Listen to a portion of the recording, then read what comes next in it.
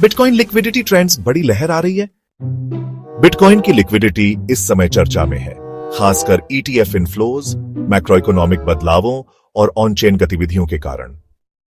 आइए जानते हैं कि बिटकॉइन लिक्विडिटी पर कौन कौन से कारक असर डाल रहे हैं। स्पॉट बिटकॉइन ईटीएफ जैसे ब्लैक रॉक का IBIT और फाइडेलिटी का FPTC जबरदस्त इनफ्लो देख रहे हैं, जिससे बड़ी मात्रा में BTC बाजार से गायब हो रहा है। ETFs के कारण लंबी अवधि की मांग बढ़ रही है, जिससे एक्सचेंजों पर उपलब्ध BTC की मात्रा घट रही है। अगर ETF में लगातार निवेश होता रहा तो यह बिटकॉइन की कीमत को ऊपर ले जाने वाला एक बड़ा कारक बन सकता है। फेड पॉलिसी और ग्लोबल लिक्विडिटी। फेडरल रिजर्व की ब्याज दर नीति बिटकॉइन लिक्विडिटी को प्रभावित कर सकती है।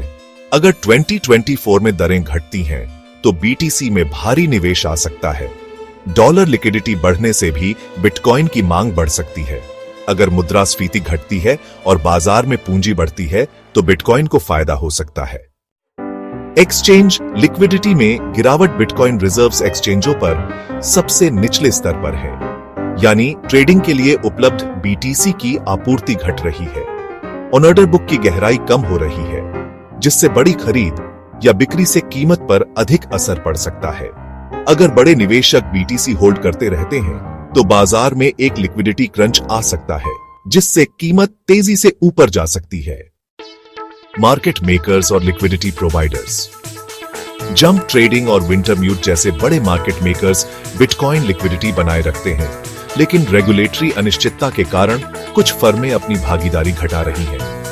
बाइनेंस और कॉइनबेस की लिक्विडिटी गहराई भी कीमत स्थिरता को प्रभावित करती है। अगर मार्केट मेकर्स कम हो जाते हैं तो BTC में बड़ी कीमत अस्थिरता देखने को मिल सकती है।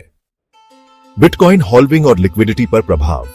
अप्रैल 2024 में होने वाली हॉल्विंग के बाद माइनर्स को मिलने वाला इनाम 6.25 BTC से घटकर 3.125 BTC हो जाएगा। इसका मतलब यह है कि नई BTC की आपूर्ति कम हो जाएगी, जिससे बाजार में लिक्विडिटी क्रंच और कीमत में उछाल आ सकता है। निष्कर्ष, क्या बिटकॉइन में लिक्विडिटी की सुनामी आने वाली है? ETF इनफ्लो से लगातार बढ़ती BTC की मांग, फेड पॉलिसी से ब्याज दरों में कटौती से BTC को बूस्ट मिल सकता है। एक्सचेंज रिजर्व घट रहे हैं, जिससे बिटकॉइन की आपूर्ति कम हो रही है। हॉल्विंग इफेक्ट से नई BTC सप्लाई कम होगी और कीमत बढ़ सकती है। अगर लिक्विडिटी लगातार टाइट होती रही और मांग बनी रही तो बिटकॉइन की कीमत में भारी उछाल आ सकता है।